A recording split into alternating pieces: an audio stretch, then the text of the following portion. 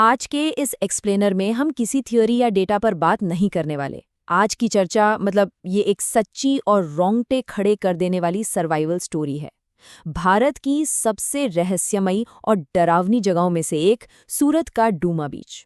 शुरुआत में ये ट्रिप एकदम नॉर्मल लगती है, लेकिन जैसे जैसे हम इस घटना की गहराइयों में उतरेंगे वो खौफनाक सच सामने आएंगे जिन्होंने 5 दोस्तों की जिंदगी हमेशा के लिए बदल कर रख दी।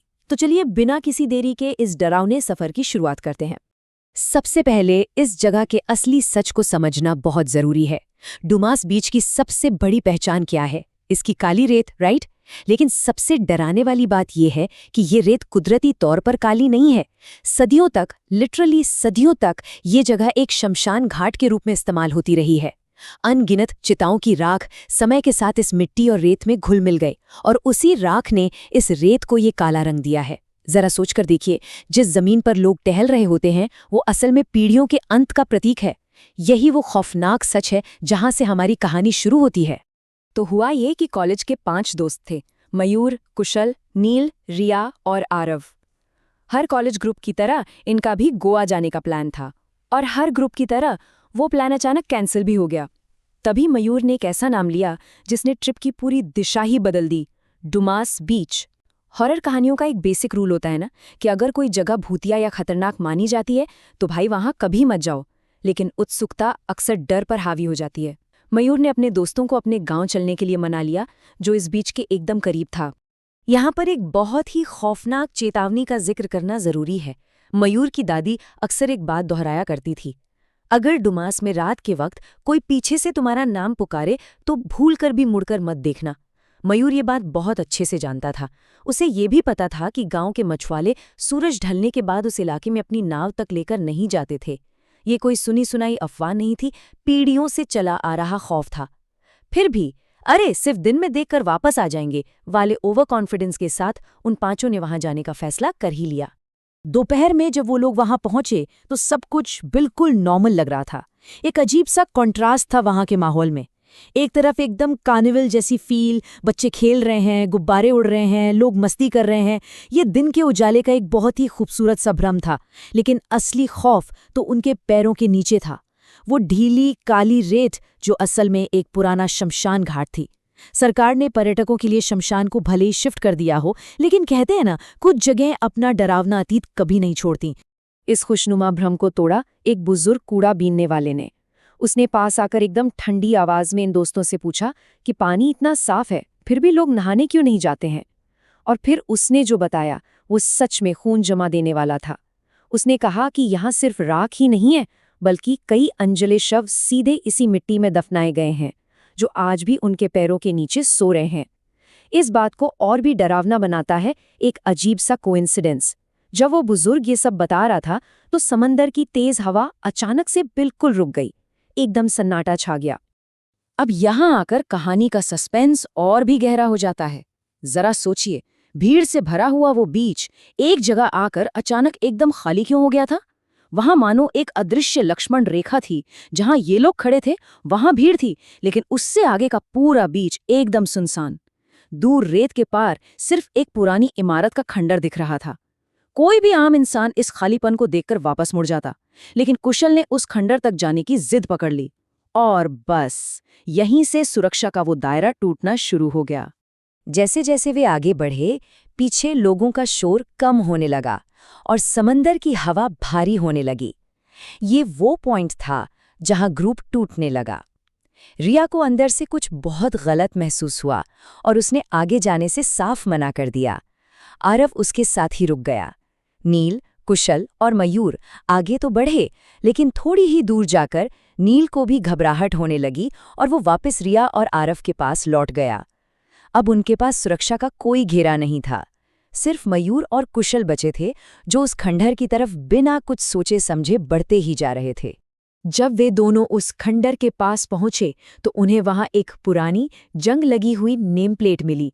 उस पर साफ साफ लिखा था, डुमास बीच, शमशान भूमि अधिकृत क्षेत्र। मयूर हंसते हुए इस बोर्ड की फोटो खींचने लगा। उन्हें लग रहा था कि ये सब एक बहुत बड़ा एडवेंचर है, लेकिन उन्होंने इस बात पर बिल्कुल ध्यान नहीं दिया कि सूरज तेजी से ढल रहा था। इस शमशान के बोर्ड की फोटो खींचना मानो उस निषिद्ध क्षेत्र में उनकी प्रवेश पर पक्की मोहर लगाना था। उन्होंने उस लाइन को क्रॉस कर लिया था जहां से वापस लौटना अब किसी के लिए आसान नहीं होने वाला था। और यहीं से समय का पूरा चक्र एक बुरे सपने में बदल गया। अब इस टाइमलाइन पर गौर कीजिएगा। दोपहर 4 बजे जो चीज एक मजेदार एडवेंचर लग रहा था, शाम 6 बजे तक वो बेचैनी में बदल गई। बाहर खड़े बाकी दोस्त उनका इंतजार कर रहे थे। और फिर सीधा रात के 12 बजे मयूर और कुशल घोर अंधेरे में बुरी तरह फंसे हुए थे। शाम ढलते ही उन्हें दिशाओं का ज्ञान ही नहीं रहा। वो लगातार चलते जा रहे थे, लेकिन बीच खत्म होने का नाम ही नहीं ले रहा था। वो बस उस काली रेत पर गोल गोल घूम रहे थे और बाहर निकलने का कोई रास्ता नहीं था। अब जरा इस सिचुएशन को इमेजिन कीजिए। चारों तरफ घुप अंधेरा, समंदर की लहरों का खौफनाक शोर, कपड़े पूरी तरह गीले और हड्डियां जमा देने वाली बर्फीली हवा। ये किसी भी इंसान को पागल करने के लिए काफी है। जब उन्होंने दुनिया से संपर्क करने की कोशिश की तो कॉल कट गई। कुशल का फोन पूरी तरह डेड हो चुका था और मयूर के फोन में सिर्फ 1% बैटरी बची थी। सर्वाइवल सिचुएशन में ये सबसे डरावना पल होता है, जब दुनिया से जुड़ने का आखिरी दरवाजा भी बंद होने वाला हो। वो पूरी तरह से अकेले और दुनिया से कटे हुए थे। और फिर शुरू हुआ असली पैरानॉर्मल अटैक।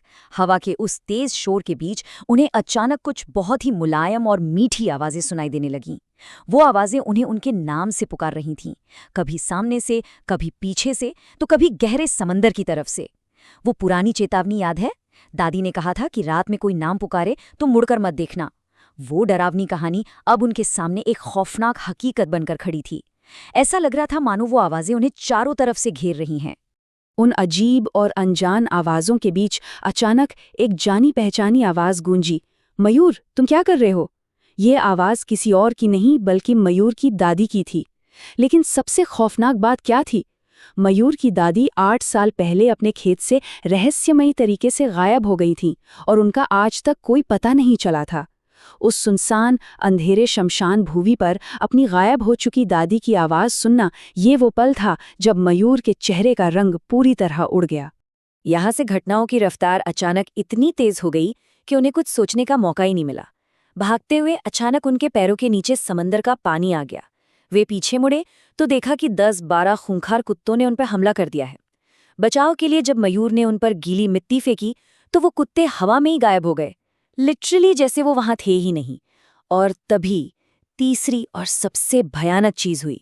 हवा में अचानक चिता की जलती हुई लकड़ी की बहुत तेज बदबू फैल गई और सामने एक भयानक अंतिम यात्रा का दृश्य उभरने लगा। उस सन्नाटे और सड़ांध मारती बदबू को चीरते हुए अचानक एक आवाज गूंजी, राम नाम सत्य है। दूर से कुछ साये, या यूं कहें कि लोगों का एक झुंड, हाथों में जलती हुई लकड़ियां लिए उनकी तरफ तेजी से दौड़ रहा था। ये कोई आम अंतिम यात्रा तो बिल्कुल नहीं थी। ये उन भटकी हुई आत्माओं का एक भयानक दृश्य था जो सीधा उनकी तरफ आ रहा था। जमीन पर वो खौफनाक भीड़ थी, इसलिए बचने की एक ही जगह बची थी, सामने मौजूद घुप अंधेरे समंदर का पानी। अपनी जान बचाने के लिए वे पानी की तरफ ही भागे। समंदर ही आखिरी रास्ता था, लेकिन जब वे पानी में उतरे और पलटकर देखा तो पीछे कोई नहीं था। ना वो भीड़, ना वो कुत्ते, सब गायब। लेकिन तभी उस काले समंदर के पानी के बीच से एक बहुत ही विशाल, चमकती हुई डरावनी आकृति ऊपर उठने लगी। उस आकृति का खौफ, कुत्तों के भौंकने की गूंज, राम नाम सत्य का शोर और जलते हुए मांस की वो बदबू, सब कुछ एक साथ उनके दिमाग पर हावी होने लगा। उनका शरीर और दिमाग इस खौफ को और नहीं सह पाए और दोनों वहीं उस काली रेत पर गिरकर बेहोश हो गए। इस खौफनाक रात का अंजाम क्या हुआ? अगली सुबह जब नील, रिया, आरव, मयूर के मामा और पुलिस उन्हें ढूंढते हुए वहां पहुंचे तो मयूर और कुशल उसी पानी के किनारे बेहोश पड़े हुए मिले। उनके कपड़े पूरी तरह भीगे हुए थे और शरीर पर वो काली रेत चिपकी हुई थी। दोनों तेज बुखार से तप रहे थे। दोपहर में जब उन्हें अस्पताल में होश आया और उनका बुखार कुछ कम हुआ, तब जाकर उन्होंने अपने दोस्तों और परिवार को इस पूरी भयानक रात की कंपा देने वाली कहानी सुनाई। इस एक्सप्लेनर के अंत में एक बहुत ही गहरा और बेचैन कर देने वाला सवाल जहन में आता है। क्या कोई जगह कभी अपने काले इतिहास को पूरी तरह से पीछे छोड़ पाती है? सरकार ने भले ही वहां से शमशान हटा दिया हो, दिन में वहां बच्चे खेलते हों, लेकिन मयूर और कुशल ने जो अनुभव किया वो साफ बताता है कि अतीत की परछाइयां आज भी वही दफन है। ये घटना मयूर के लिए एक लाइफटाइम ट्रॉमा बन गई है। आज भी वो आधी रात को नींद में जलती हुई लकड़ी की उस भयानक बदबू को महसूस करके चीख कर उठ जाता है। तो अगली बार जब कोई ऐसी जगह जाने का सोचे तो याद रखे, शायद वो काली रेत आज भी अपने अंदर कई गहरे राज छुपाए बैठी है।